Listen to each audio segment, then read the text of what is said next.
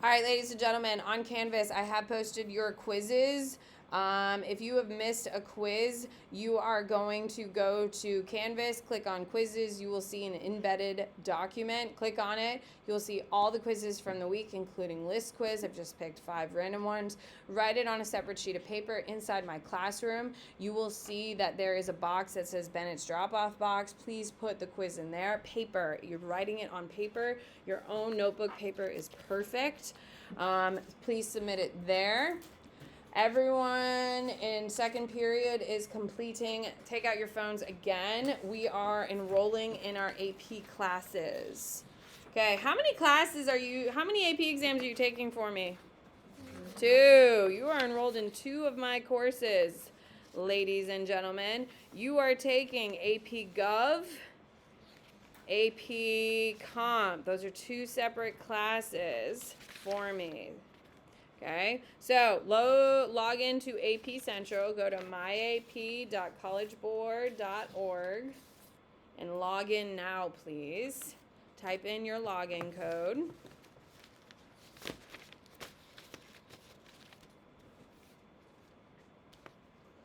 Okay, log in now.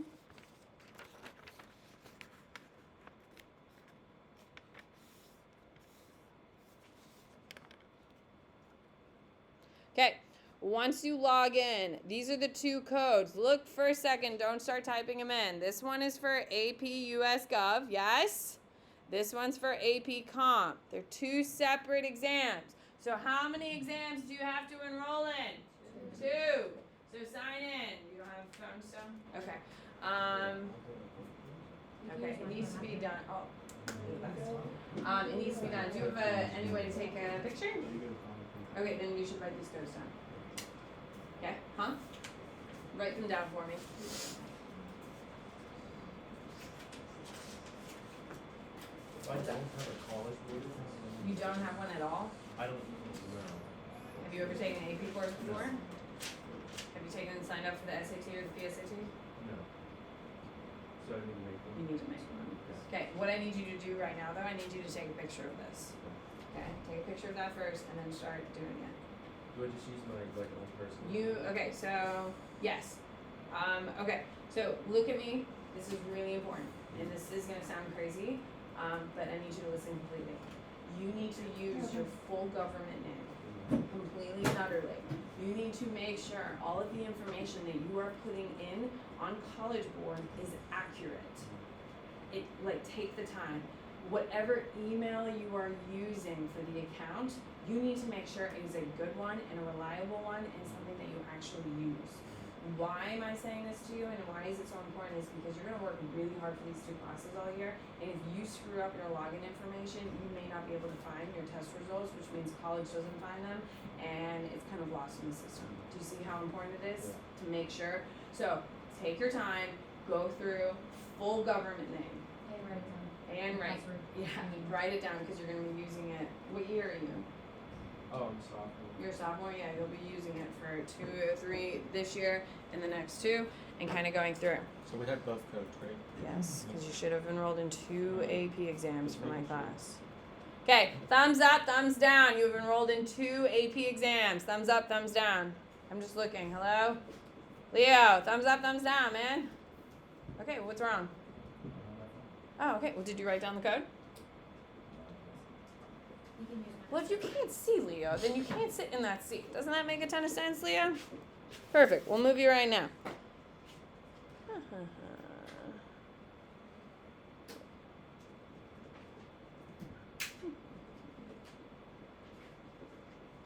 All right, Leo, you're jumping seats. You're up here now. Perfect. If you can't see from there, that's not going to work.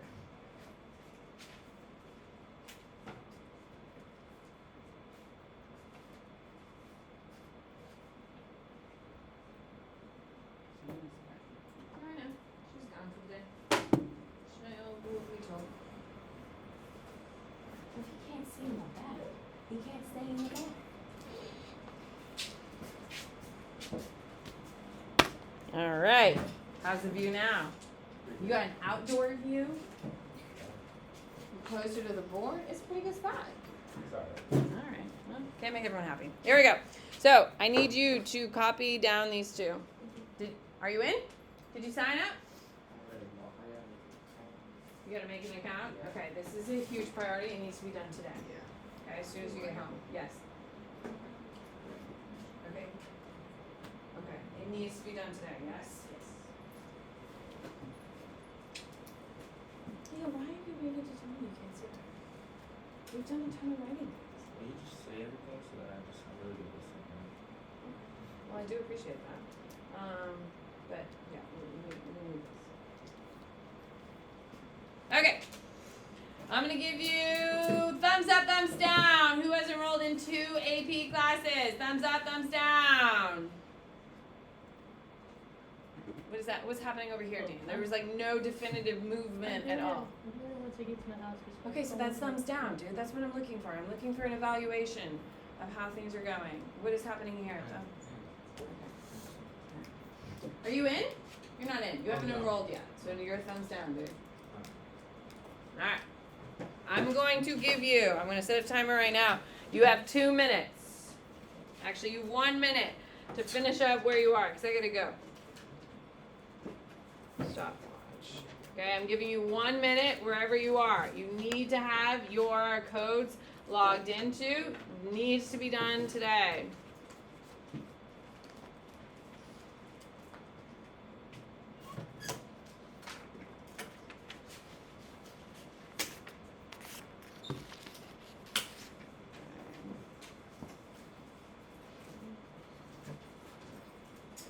Here.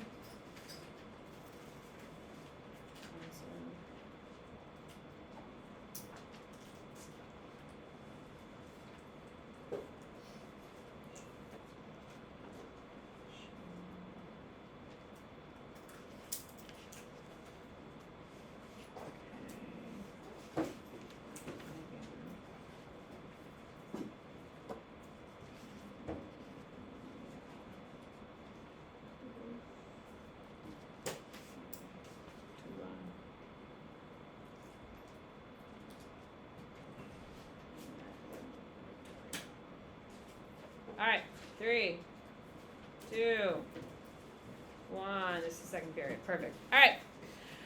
What we are going to do today is I'm going to teach you your first Supreme Court case, and it is Marbury versus Madison. This is your first Supreme Court case. You will eventually have 15 of them total.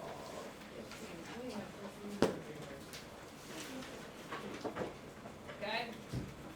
So, you'll eventually have 15. There should be a part of your notebook that is dedicated, or in your binder, that is dedicated to Supreme Court cases. You will be submitting that, putting that in your binder today. You will also be submitting it on Canvas today. Isn't that nice? Yes. Okay, Supreme Court cases are done just like primary sources. As long as you write down what I tell you and listen and paying attention, then you'll be perfectly fine. At this point, everyone should have their phones away. I'm transitioning to content.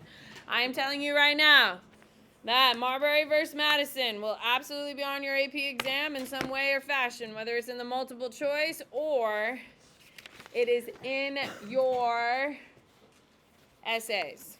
Okay? Some way it will be on that AP exam. It is a huge deal, so everyone should have it out in front of them. You're going to submit it on Canvas today because we like getting instant feedback. Here we go. Okay, Marbury versus Madison. This is your first Supreme Court case. Every Supreme Court case that you will look at in this class all looks the same. I look at good standard. Okay, your petitioner is William Marbury. Your respondent is James Madison. Oh my God, we know him. Who is James Madison, Patrick?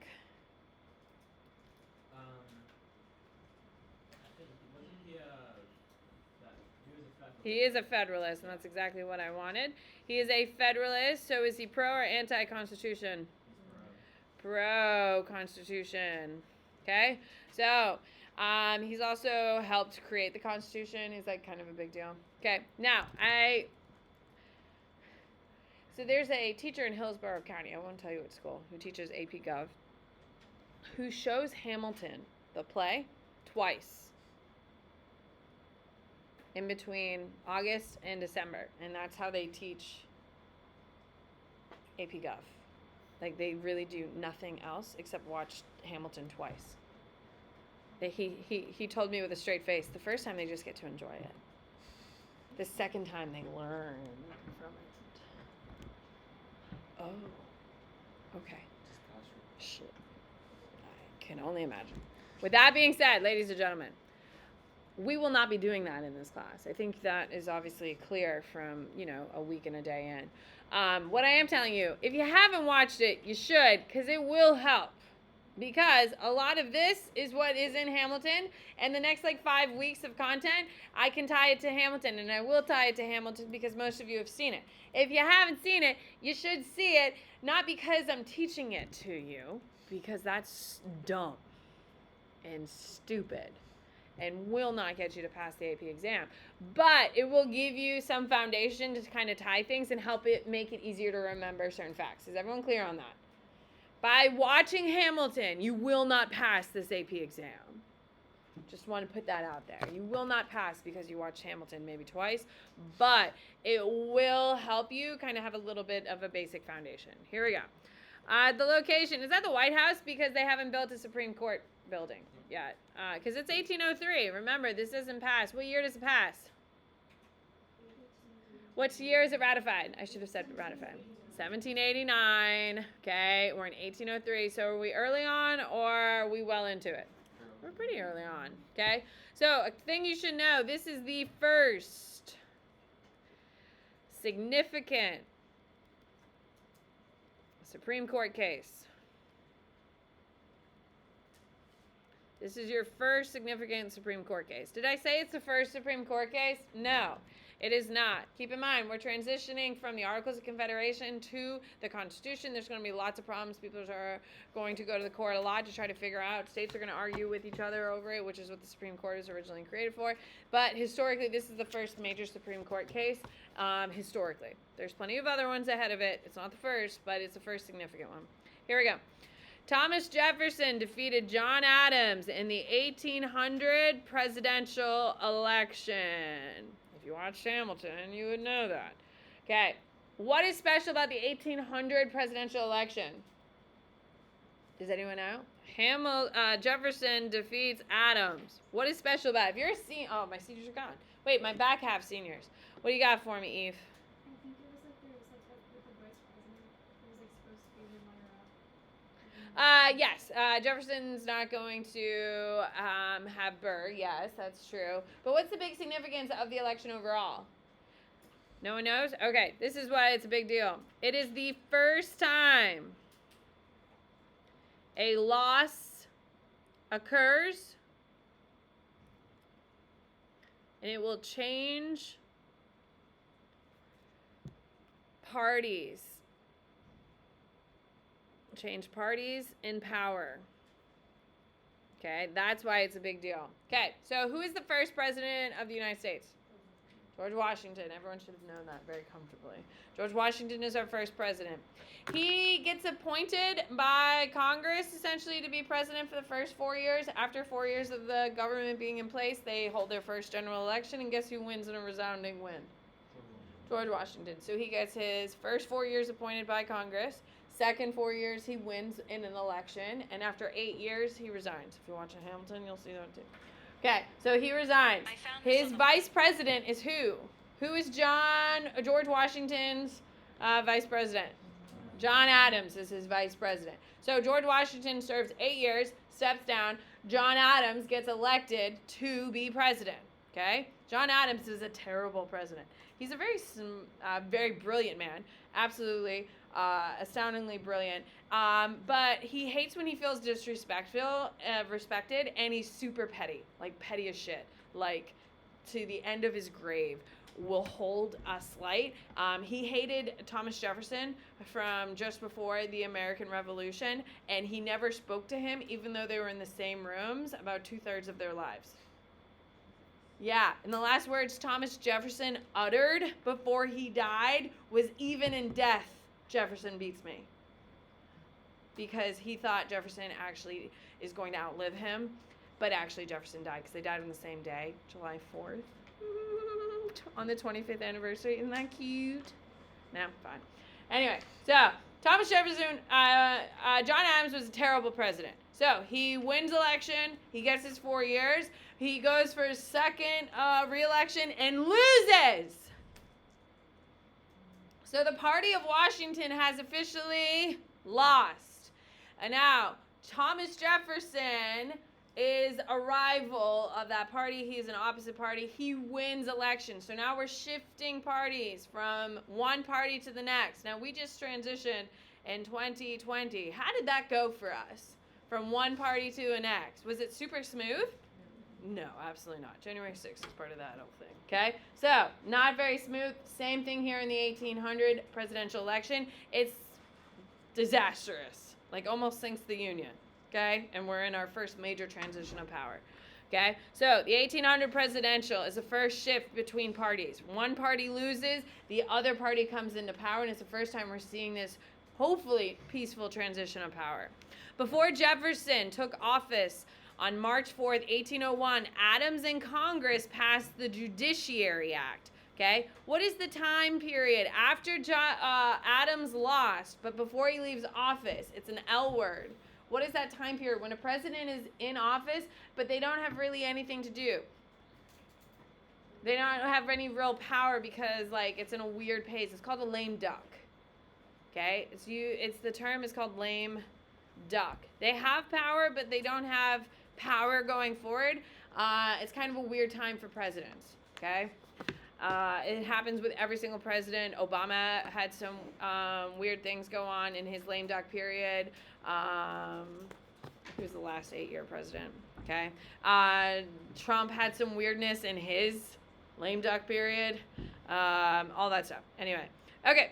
Act of 1801, which created new courts, added judges, and gave the president more control over appointment of judges. So, Adams is leaving. He has lost. He knows he's leaving.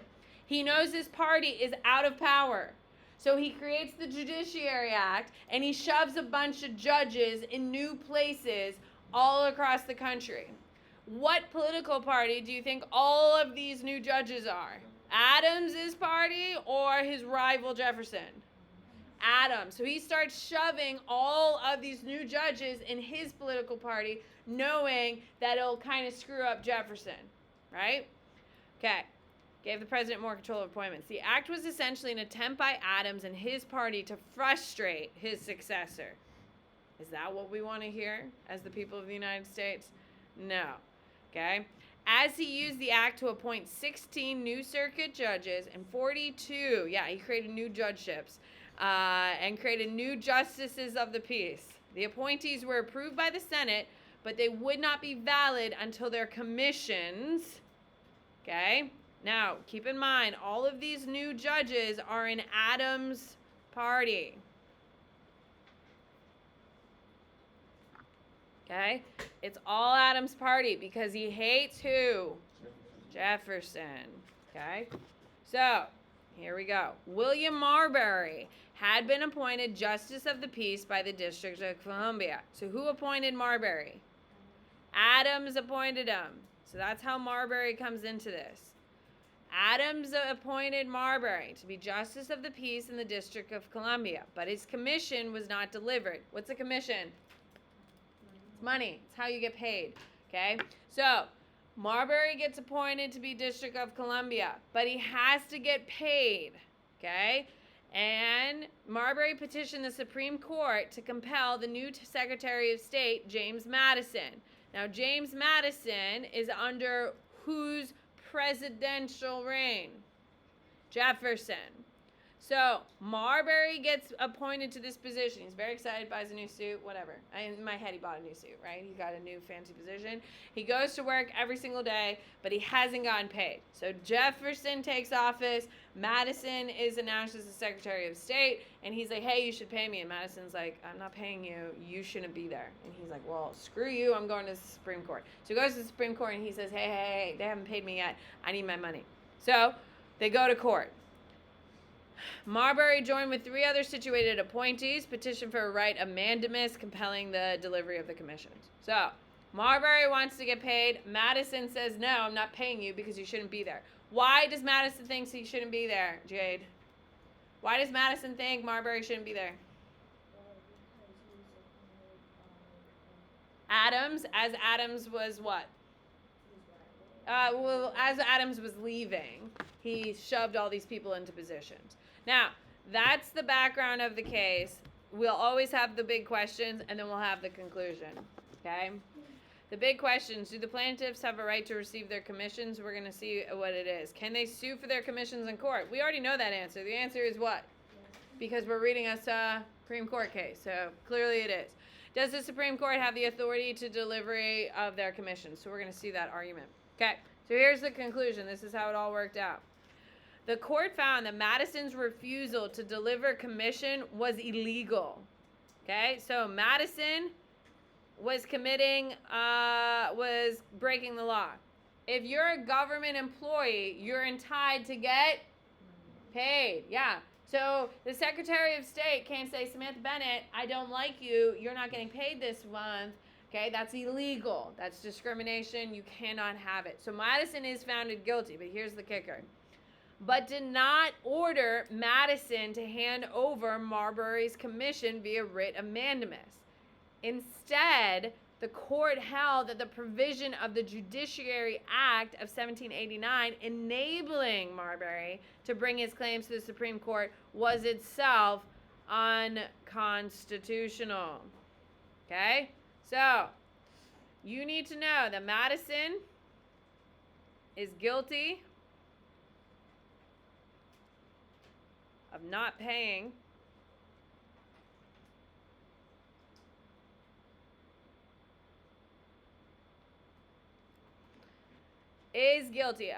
commissions. However, the Supreme Court calls Adams's Judiciary Act unconstitutional. So what is the original crime? What's the crime? Not paying the commission or the Judiciary Act? Judiciary Act. That is the original crime. Okay? So, because the Supreme Court calls Adams' Judiciary Act unconstitutional, who shouldn't have had a job? Marbury should have no job. So because Marbury shouldn't have had a job in the first place, he can't get what? Can't get paid. So, Madison gets a slap on the wrist because you can't stop the government. You can't stop paying government employees. Okay? However, the real crime was committed by Adams and is unconstitutional law. And because the law is unconstitutional, Marbury shouldn't have had a job, which means he shouldn't be getting paid in the first place. Okay? So, Marshall expanded that a writ of mandamus was the proper way to seek a remedy, but concluded that the court could not issue it. Marshall reasoned that the Judiciary Act of 1789 conflicted with the Constitution, and that is the big thing. Anytime that we have something declared unconstitutional, it is because it conflicts with the Constitution. If there is a confliction against the Constitution, who wins? Constitution will always win. The Congress did not have the power to modify the Constitution through regular legislation because the Supremacy Clause places the Constitution before the laws. In so holding, Marshall established the principle of judicial review. And what is judicial review? What is judicial review, Emerson? There you go. Supreme Court declares laws unconstitutional. There you go. Okay, so every single time that we do a primary source, and we'll be doing 15 of them, there are 3 questions we have to answer. What is the impact of this case on the United States? What is the constitutional principle of principle demonstrated, and why is it important? Like, why do we care about this case? There's been thousands and thousands and thousands of Supreme Court cases. Why do we care? Its impact. It shows the government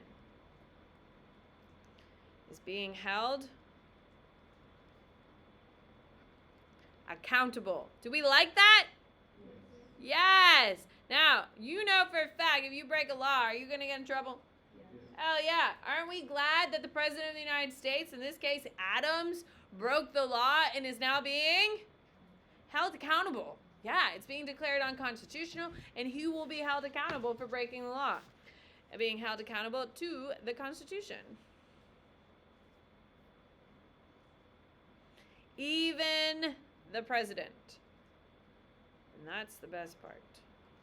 Okay? All right, what is the constitutional principle demonstrated? Of course, it's what? Judicial review. Laws can be called unconstitutional by Supreme Court.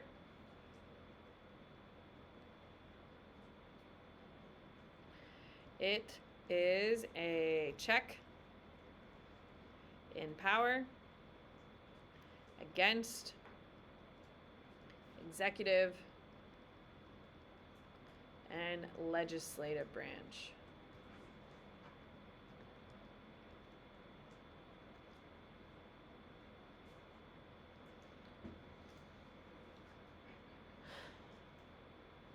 All right, flip it over and we'll just write on the back. Okay, and your third reason why is it important? It demonstrates the principles,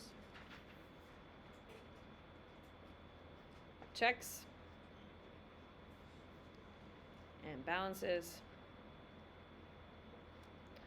and is now officially extended to executive action.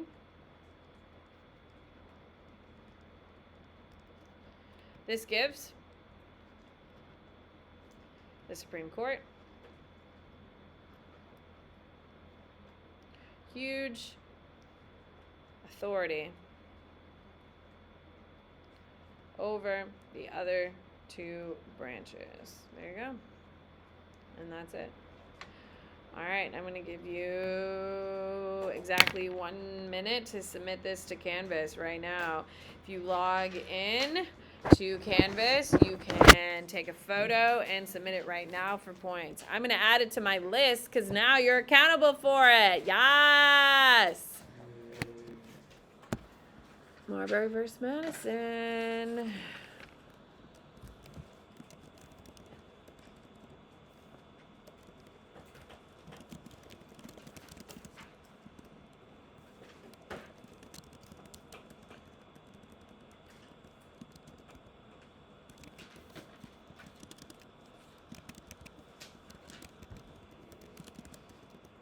What's the matter? You got it done? Yeah, I'm good. Okay, perfect.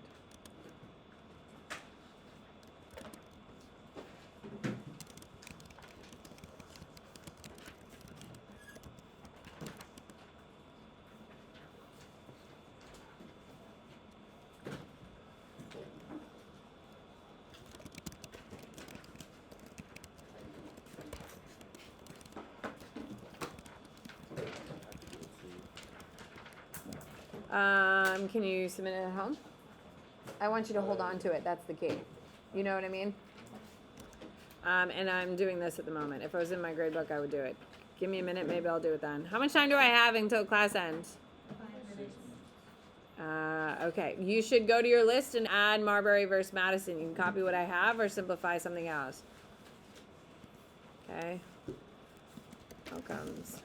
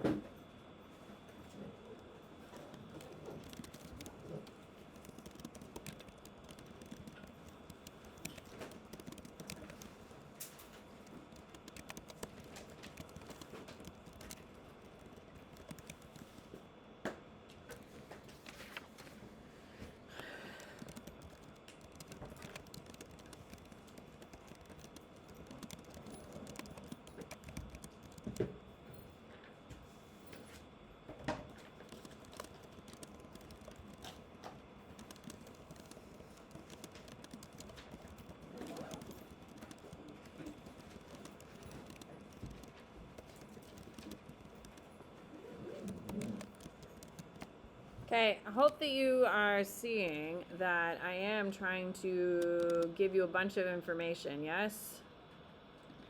Yeah. Okay, so it's not just complete random and expectation here. So I want you to do well on these, and it's important.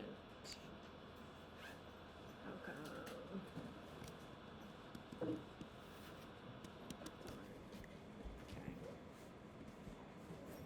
Is this the last one? Yeah, I think so. Yeah, it should be the last one for this week.